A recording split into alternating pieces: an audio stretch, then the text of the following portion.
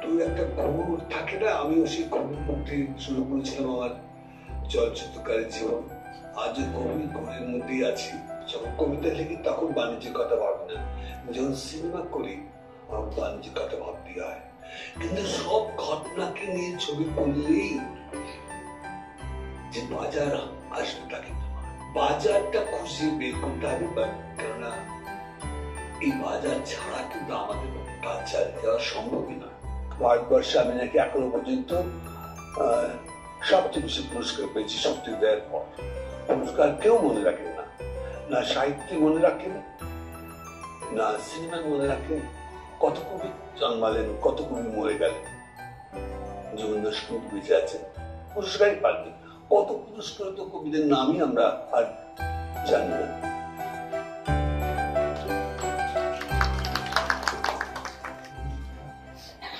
আমরা আমার অনেক অনেক ভালোবাসা বন্ধুটি জানবেন আপনারা। আমি গত 1 মাস কলকাতা থেকে বেশ কিছুটা তবে আমার শেষ ছবির শুটিং করছিলাম। খুবই ক্লান্তিকর। যেতাম আমরা কখনো কখনো 100 কিলোমিটার, ফিরে আসতাম 100 কিলোমিটার, শুটিং করতাম 2 ঘন্টা।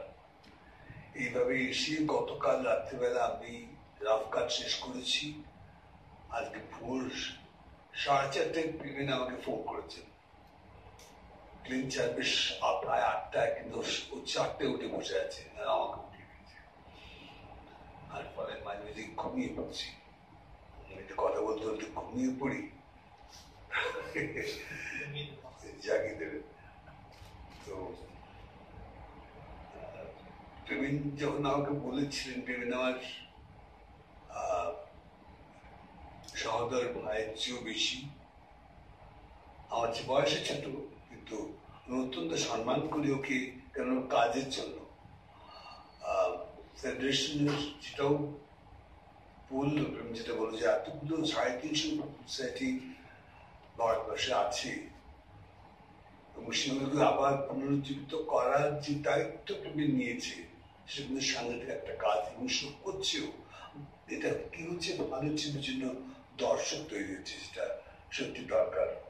ফলে প্রেমের যখন আমাকে বললো ঢাকা যেতে হবে, কি করতে হবে তা নিয়ে জানতে চাই। ঢাকা যেতে হবে শুনে আমি লাফিয়ে উঠলাম নিশ্চয়ই, কেননা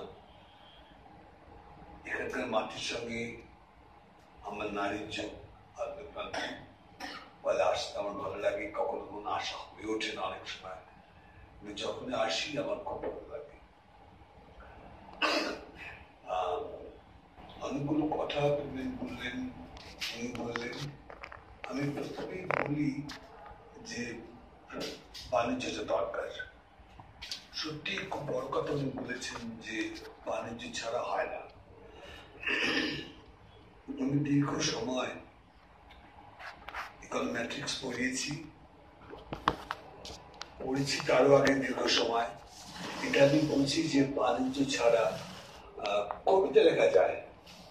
আমি যখন কবিতা লিখি তখন বাণিজ্যের কথা ভাবি না, যখন সিনেমা করি আমার বাণিজ্যের কথা ভাবতে হয়।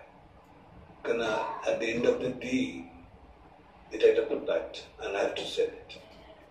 তো কোথায় আমি বিক্রি করবো? বিক্রির তো জায়গা একটা দরকার।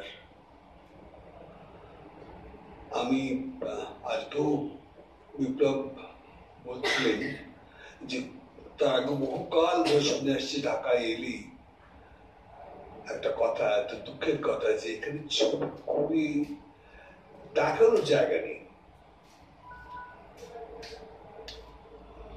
দেখানোর জায়গা নেই, হল নেই, বা হল থাকলেও ফ্রি হলে এই ছবি করা যায় না। এর চেয়ে দুঃখের আর কিছু হতে পারে না। প্রবীণ বললেন বটে, কিন্তু কলকাতায় বা ভারতবর্ষে এই অবস্থাটা তৈরি হয়নি এখনো। ছবি করলে ছবি দেখানো যায়। হ্যাঁ, কেউ হয়তো ৩০০টা হলে রিলিজ করেন, ৩০টা হলে রিলিজ করেন, কিন্তু ছবি দেখানো সম্ভব, বাণিজ্য করা সম্ভব। কিন্তু তাহলে কি করা যায়? তাহলে কি ছবি হবে না? বাংলাদেশে যারা ছবি করছেন ছবি করবেন না? আমার মনে হয় বাজারটা খুঁজে পেতে হবে, এবং বাজারটা কিন্তু আছে। আমার প্রথম ছবি দূরত্ব, চাকরি বাকরি ছেড়ে দিয়ে তার আগে আমি ডকুমেন্টেশন করেছিলাম বেশ কিছু, তারপর দূরত্ব করলাম। তো একটা ঘোর থাকে না, আমিও সেই ঘোরের মধ্যে শুরু করেছিলাম আমার চলচ্চিত্রকারের জীবন, আজও গভীর ঘোরের মধ্যেই আছি। দূরত্ব করার পর আমি বুঝতে পারলাম যে অনেকগুলো জিনিস আমার কাছে পরিষ্কার হয়ে গেল। দূরত্ব কেউ আমাকে টাকা দেননি, দেওয়ার কোথাও নয়, আমাকে কেউ চিনেন না তখন। আমি নিজের টাকা জোগাড় করে ধার নিয়ে ছবি করেছিলাম, মার গয়না বন্ধক দিয়ে টাকা পয়সা জোগাড় করে ছবি করেছিলাম। কিন্তু দূরত্ব সমস্ত জুড়ে দেখানো হয়েছে এবং বিক্রি হয়েছে, বিদেশের বাজারে বিক্রি হয়েছে। আমি প্রথম ছবিটি কিনেছিলাম ড্রাগন ফিল্মস, তারপর আরো অনেক ডিস্ট্রিবিউশন কোম্পানি কিনেন। তখন আমি বুঝতে পারলাম বাজার একটা আছে, এবং তারপর থেকে আজ পর্যন্ত আমার প্রত্যেকটা ছবি কিন্তু বিদেশে বিক্রি হচ্ছে। যেমন ধরুন, আমি একটা ছবির কথা আমি বলি,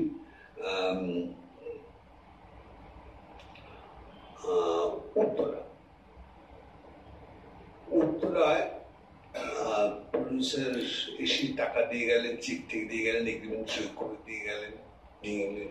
তারপর আমি পাঠিয়েও দিলাম আমরা আর্ট ডিরেক্টরকে, কি করতে হবে দেখে এসেছিলাম আগে। উনি সেট করতে তৈরি শুরু করলেন। তারপর একদিন ফোনে বললেন যে আমার ভীষণ ক্ষতি হয়ে গেছে ব্যবসা, আমি ছবি করতে পারছি না, সরি। সাংঘাতিক অবস্থা। তখন আমি বললাম যে ঠিক আছে। আর আমার অফিসে বসে আমরা কয়েকজন মিলে ঠিক করলাম ছবিটা আমি প্রডিউস করবো।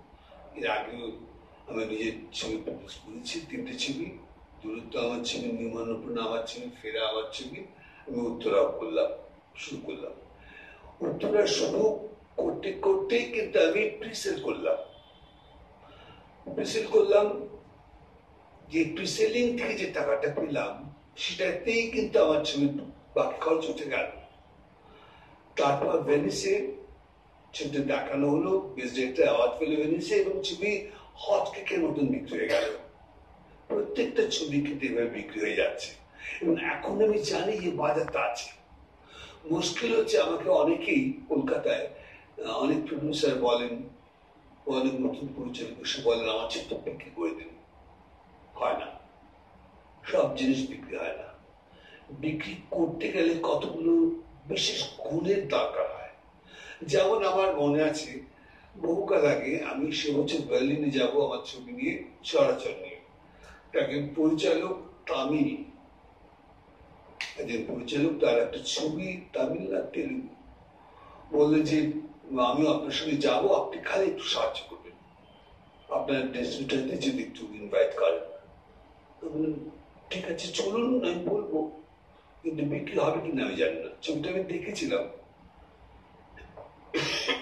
ছবির বিষয় হচ্ছে, আপনি জানেন ভারতবর্ষ একটা অদ্ভুত দেশ। ভারতবর্ষে নানা জিনিস হয়। যেমন কেউ যদি কাউকে ছুঁয়ে দেন, তাহলে তার খাওয়াই বন্ধ হয়ে গেল।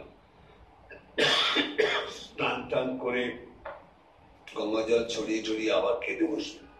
ছবিটা দেখানো হলো, কেউ কিনলেন না, এবং কিনলেন না তো বটেই। আমার ডিস্ট্রিবিউটররা একটু বিরক্ত হলেন আমার উপর, যে এটা কি ছবি দেখানো হচ্ছে।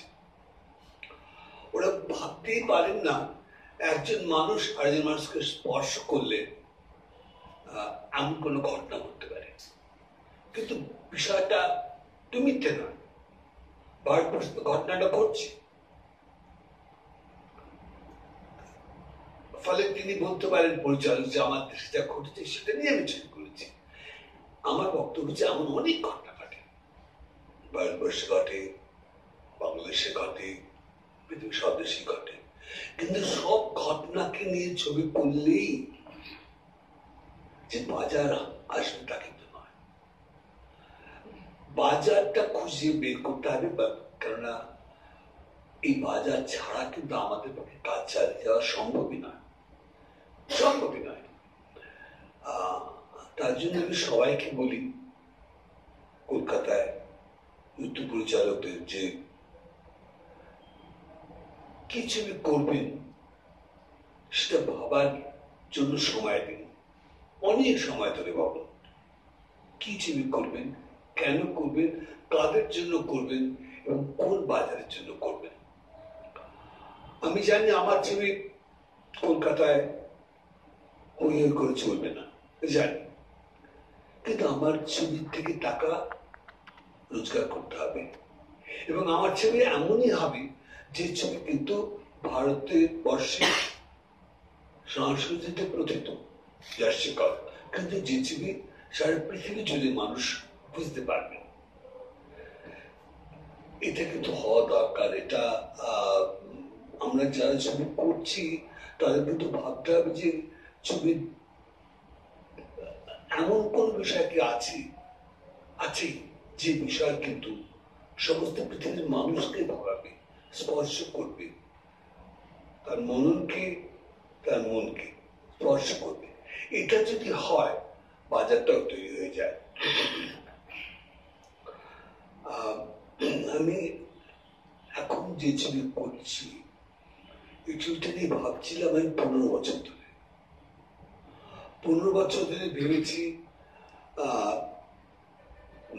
অনেকবার এগিয়ে গেছি, পিছিয়ে শিখাচ্ছে বেশিবার, আমার মনে হচ্ছে সময় হয়নি। এই কারণে বহুদিন পর আমি অন্য কারো গল্প নিয়ে ছবি করছি। অন্য কারো গল্প নিয়ে ছবি করার নানান ঝামেলা আছে, মুশকিল আছে, বিপদও আছে। কেননা গল্পকে আমি সম্পূর্ণ বদলে দিই। এই বদলে দেওয়াটা অনেক সময় লেখক পছন্দ করেন না, লেখক না থাকলে লেখকের স্ত্রী পছন্দ করেন না, লেখকের শালী পছন্দ করেন না, মহা মুশকিল। তার জন্য আমি নিজের গল্প নিয়ে করি। তাতে আমার আরেকটা সুবিধা, আমার যে ভাবনা, যেভাবে আমি ভাবি সেটা আমি আমার মতন করে করতে পারি। এবং যেটা আমি আপনারা যারা আমার ছবি দেখেছেন, যেটা বলার চেষ্টা করছিলেন যে এক্সটেন্ডেড রিয়েলিটির কথা আমি বলতে চাই, যেটা আমার মনে হয়, সবসময় মনে হয় যে বাস্তব আমি দেখছি সে বাস্তব কিন্তু অতি কথনের দোষে দুষ্ট, সে বাস্তব কিন্তু কোনো কথার দোষে দুষ্ট, মানে প্রেডিক্টেবল।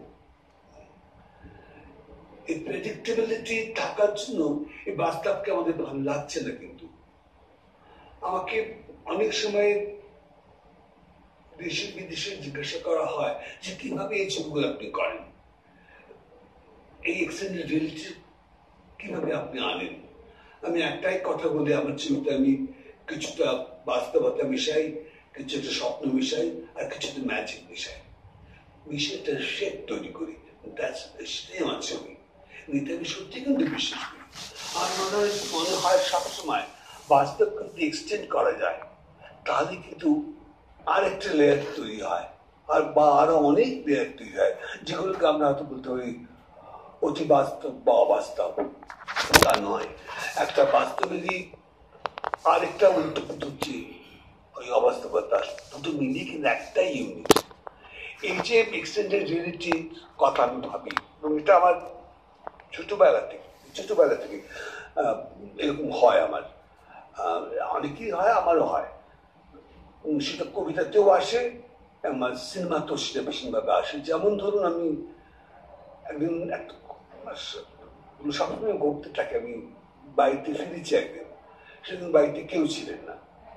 আমি দরজা করে যখন ঢুকছি হঠাৎ দেখলাম আমার ধরুন দরজা এরকম জায়গা আছে, স্পেস আছে, তারপর ঘর মধ্যে ঢুকতে হয়।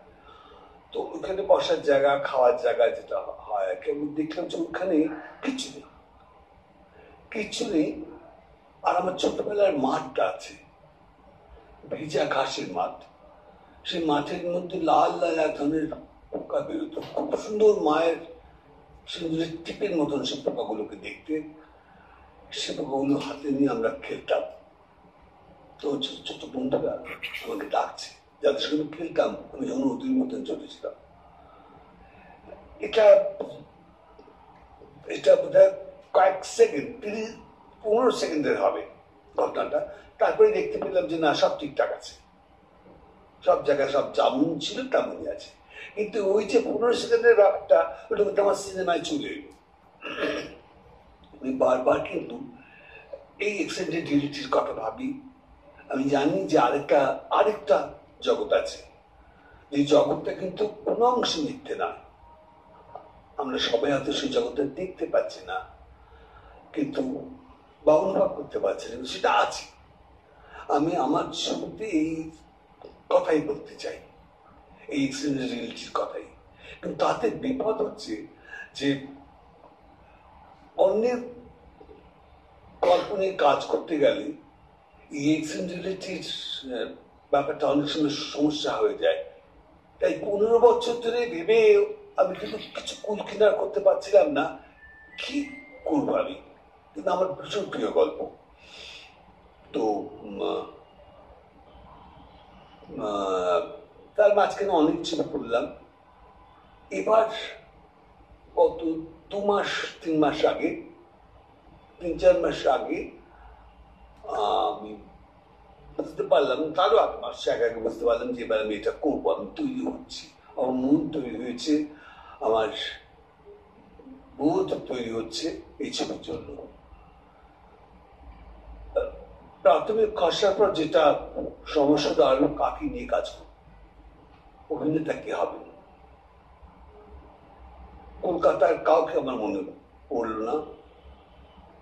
অনেকেই করতে ফোন করলেন, কিন্তু আমি না করে দিলাম। আমি চাইছিলাম সম্পূর্ণ নতুন মুখ, একেবারে নতুন একটি মুখ। মুশকিল হচ্ছে আজ পর্যন্ত আমার সমস্ত সিনেমা আমি আমার শর্তে করেছি। আমি বাপি লাহিড়ীর ছবিও করেছি, রিলায়েন্সের ছবিও করেছি, কিন্তু সবটাই আমার শর্তে। আমি যেটা বলি যে আপনারা ছবি করতে চান আমার সঙ্গে, খুব ভালো, কিন্তু আমার কন্ডিশনস গুলো আপনাদের মেনে নিতে হবে। যদি মেনে নেন তাহলে আমি আছি। পয়সা কম দিন, আমার কিছু যায় না। ডাল ভাত তরকারি খাই, মাছ মিলে ভালো, ফলে আমার খুব বেশি পয়সা লাগে না। কিন্তু আমার লাগে একটা জিনিস হচ্ছে আমার শর্ত। মুশকিল হলে নতুন একজনকে আমি অনেক খুঁজে পেলাম, এবার তাকে নিয়ে ছবি করতে কেউ রাজি না। কারণ প্রত্যেকেরই ধারণা যে নতুন মুখ হলে ছবি চলবে না। কিন্তু কলকাতায় অদ্ভুত কত ঘটনা ঘটেছে, কারো ছবি নিয়ে ছবি চলে না। যেমন প্রসেনজিৎ কেউ ছবি দেখতে আসে না। আর কি যেন আছে,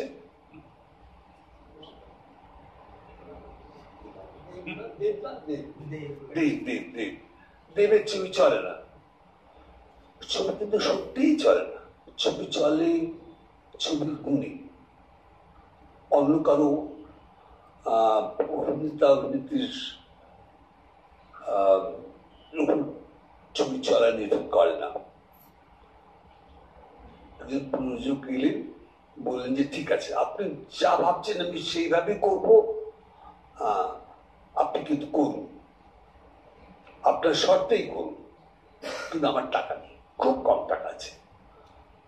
ঠিক আছে, তাই তাই সেই কম টাকা দিয়ে ছবি করতে যা হয় আর কি, নুন আনতে পালতে ফুরিয়ে যায়, তারপর আবার পাল্টা তৈরি করতে সময় লাগে।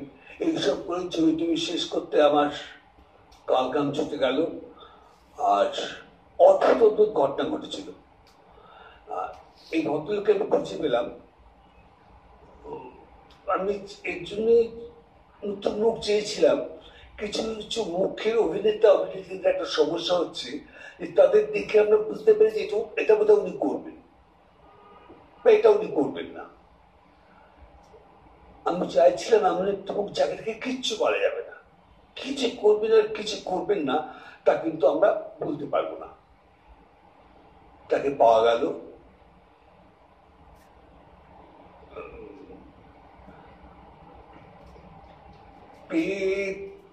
তিনি নাটক করেন, তিনি আমাদের বলেন যে আমার নাটকটা দেখতে আসবেন। আমি বললাম ঠিক আছে যাবো। নাটক দেখতে গিয়ে সে নাটক অসম্ভব খারাপ, দেখাই যায় না। তো মাঝে মাঝে মনে ছিল আমি স্টেজে উঠতে পড়ি।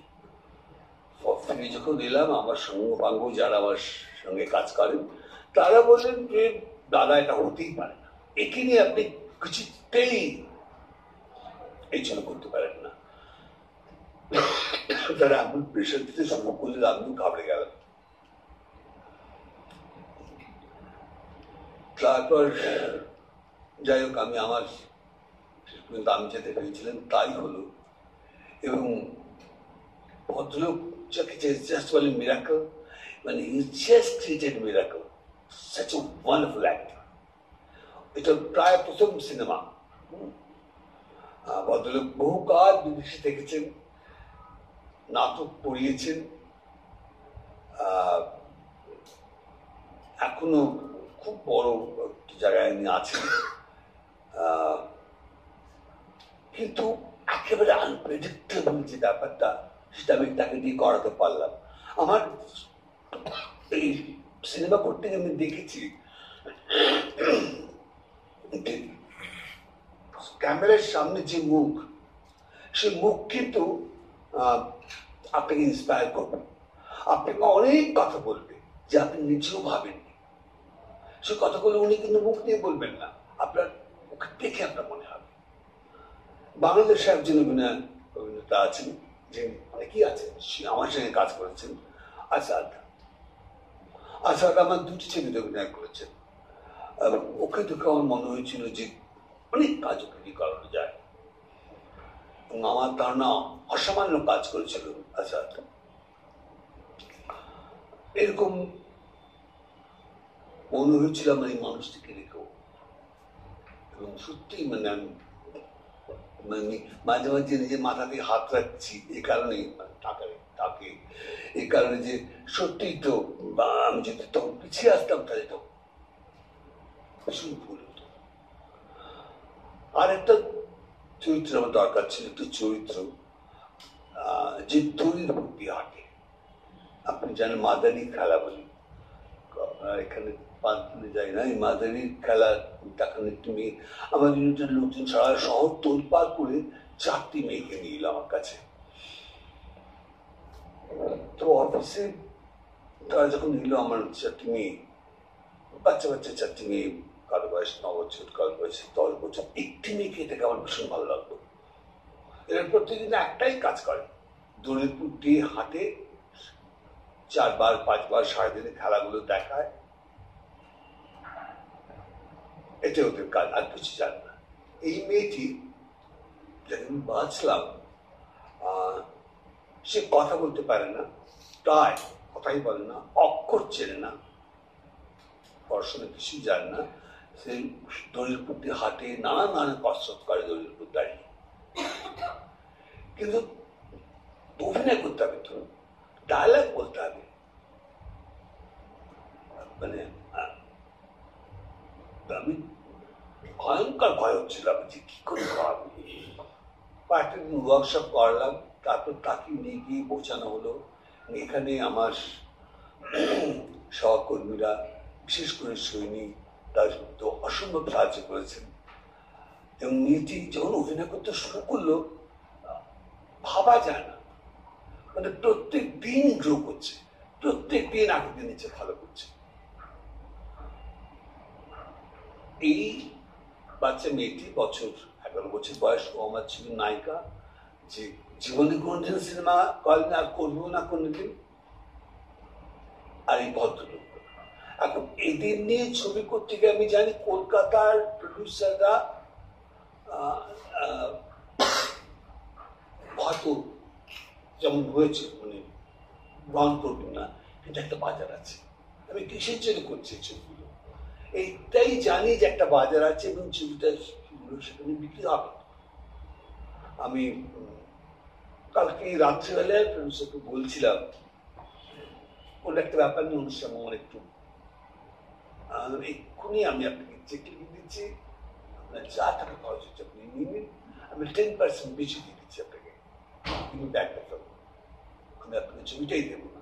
উনি ক্ষমতা চেয়েছিলেন, কারণ উনি জানেন ছবিটার বাজারটা কোথায়। আমি সেটাই আপনাদের যেটা বলতে চাইছি আমার ফিল্ম মেকার বন্ধুদের, বাংলাদেশের এবং ভারতবর্ষের বিশেষ করে কলকাতার, যে বাজারটা তৈরি করতে হবে এবং বাজারের জন্য নিজেকে যোগ্য হতে হবে, নিজেকেও তৈরি করে নিতে হবে, বুঝতে হবে চোখ, নাক, মাথা, হৃদয় সবকিছু কিন্তু কাজ করবে, তখনই আপনি বুঝতে পারবেন কোনটা আপনার বিষয় হবে।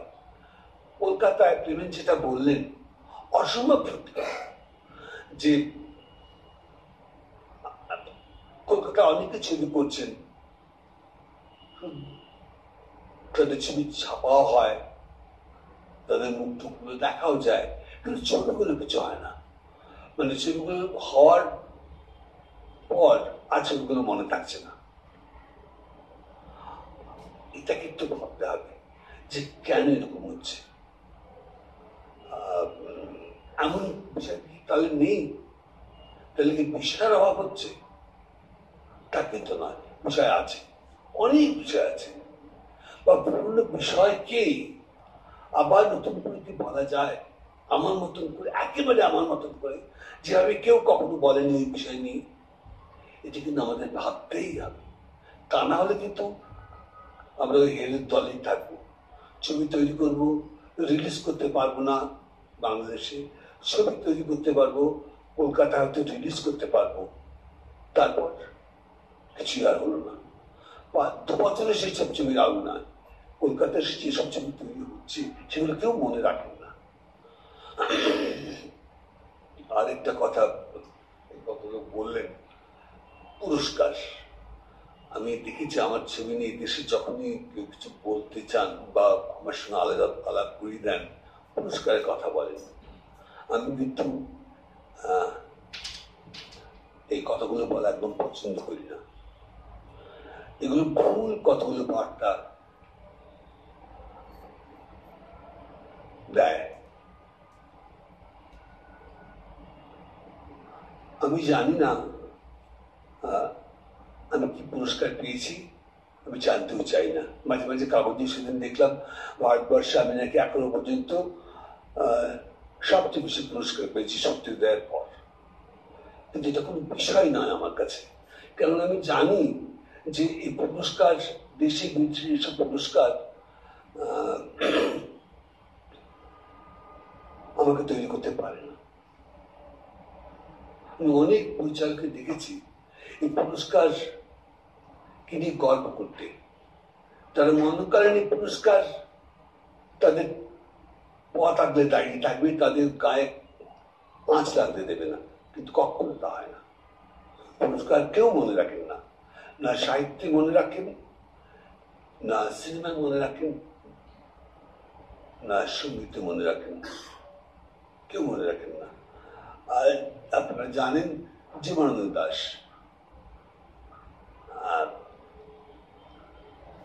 তার মৃত্যুর পর প্রায় 60 বছর বেশি হয়ে গেছে, 70 বছর হতে চলল, 1954।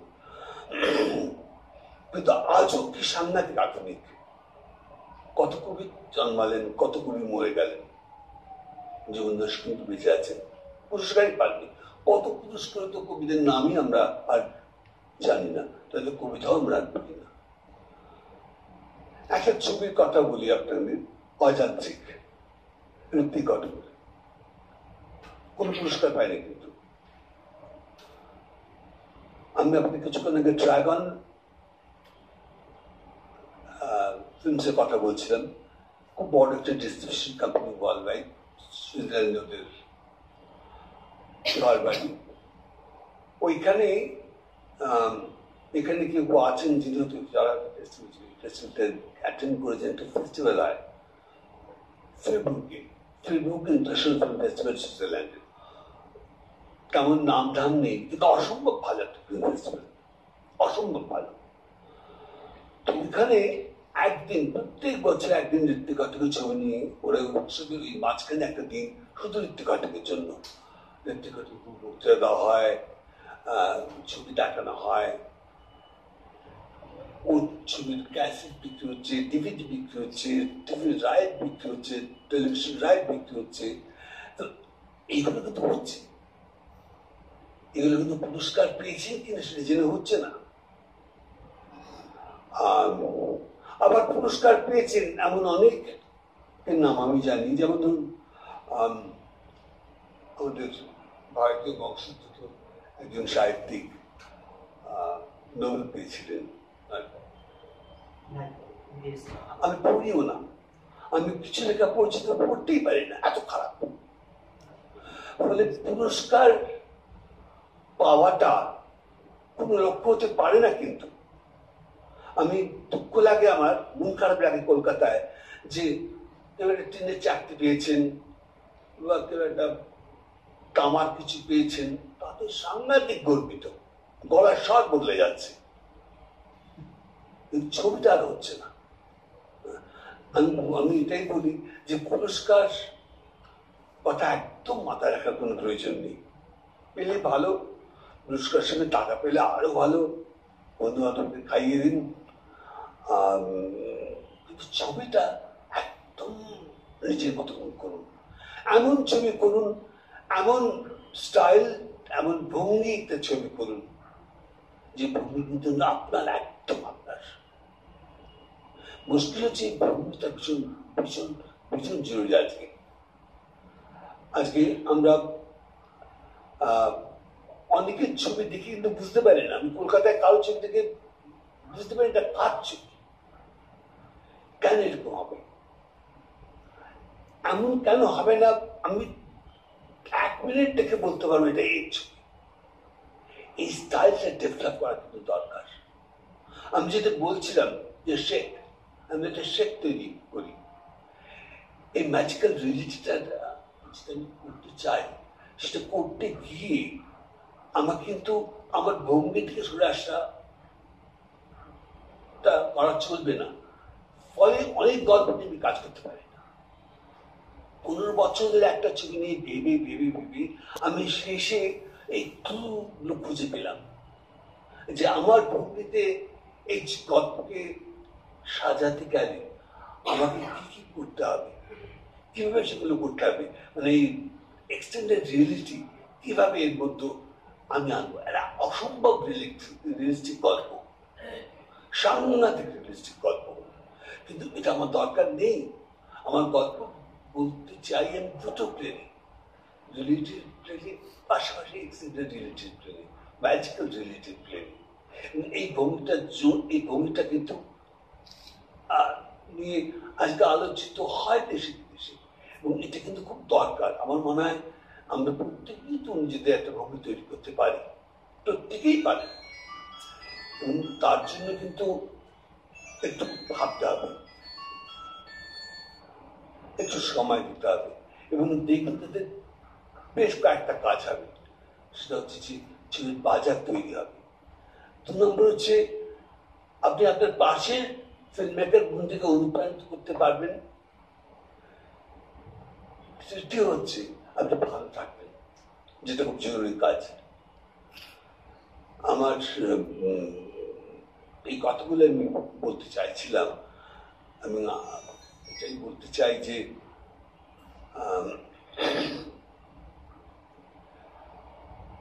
এই বাজারটার কথা বলে গেলে চলবে না, এবং মন খারাপ করে বাড়িতে বসে থাকলেও চলবে না।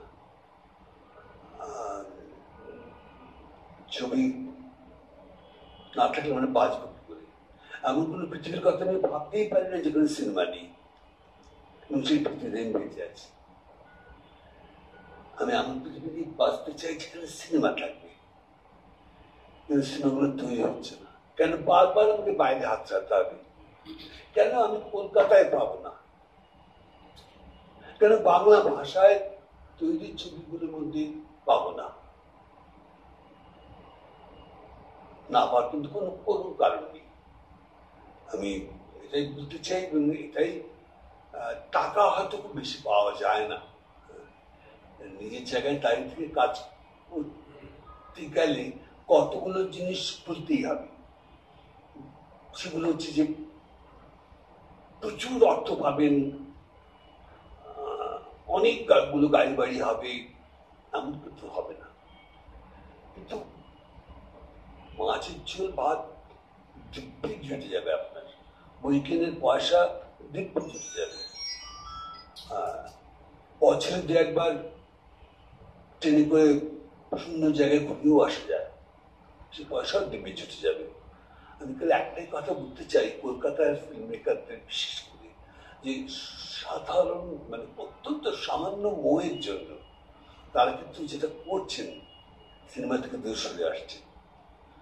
আমার মনে আছে আমার সময় আমরা আর কয়েকজন আমি পড়তা লিখতাম, লিখতাম কবিতা আর স্বপ্ন লিখতাম সিনেমার। বাবাকে বলেছেন বাবা পুনে ইনস্টিটিউট যেতে চাই, বাবা বলেন বাড়ি থেকে বেরিয়ে নাও। বাড়ি থেকে বেরিয়ে আমি যাইনি এই কারণে পাশাপাশি আমি ইকোনমিক্স খুব ভালোবাসতাম। আমি ইকোনমিক্স নিয়ে পড়লাম, ভবিষ্যতে ইকোনমেট্রিক্স নিয়ে পাশ করলাম, পড়ালাম, কিন্তু যখন পড়ছি তখনই আমি ছবি তৈরি করা শুরু করে দিলাম। আমি এই স্বপ্নগুলো থেকে দূরে সরে আসতে চাই না, আমি চাই স্বপ্নগুলো দেখতে, এবং আমি চাই স্বপ্নগুলোর গন্ধ শুকতে। আমি জানি এটা সম্ভব। কলকাতায় আজ যেটা আমি জানি যে পাগলের মতন ভালোবাসতে হয়, যারা প্রেমে পড়েননি পাগলের মতন তারা কিন্তু জানেন না মানে ভালোবাসতে পারবেন। আর যদি একবার ভালোবেসে ফেলেন না তাহলে দূরে সরে আসাও যায় না। আমি কিন্তু কখনো আমার মনে হয় না আমি কম্প্রোমাইজ করব।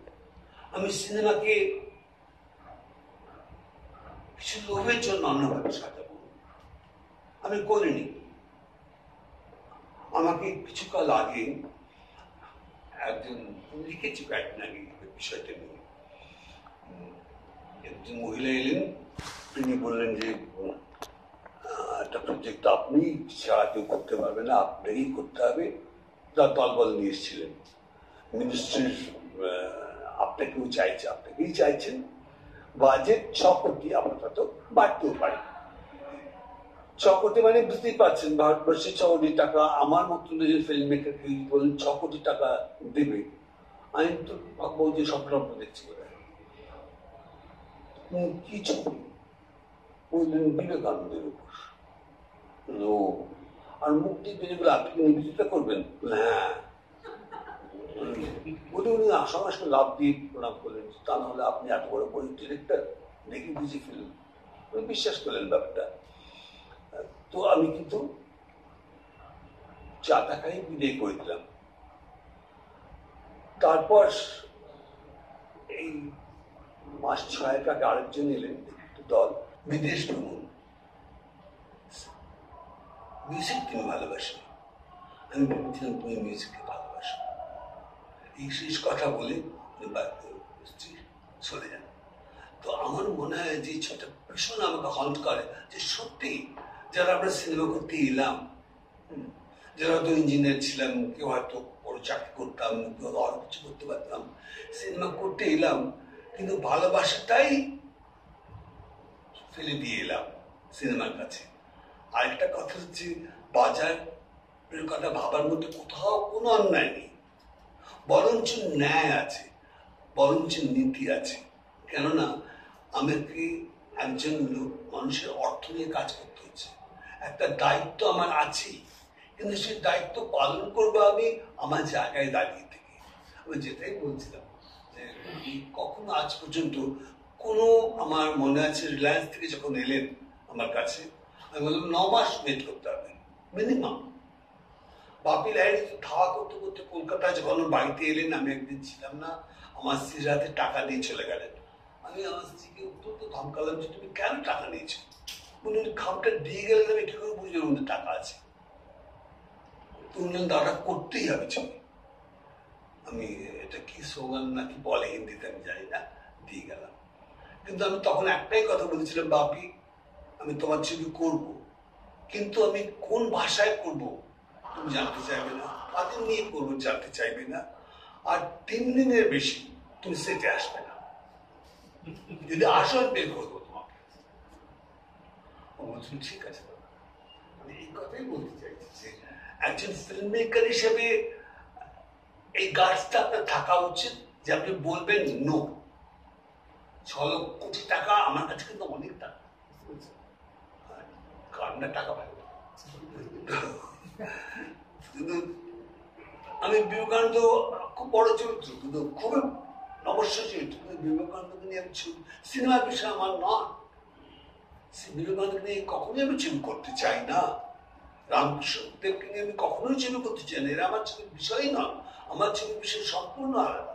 আমি এটাই বলতে চাইছি যে কম্প্রোমাইজ কিন্তু আজ পর্যন্ত আমি কখনো করিনি, কারণ কাউকে কম্প্রোমাইজ করতে বলছি না, বারণ করছি, কিন্তু এটাও বলছি বাজেটটা মাথায় রাখতেই হবে। তাহলে আমি ভাববেন কি করে, বুঝবেন কি করে? যদি বাজেটটাই না জানেন, তাহলে যে জিনিসটা আপনি তৈরি করছেন তার ভ্যালুটা আপনি জাজ করবেন। যেখানে খালি 60 বিক্রি হয় সেখানে ট্যাঙ্কিং তো হবে।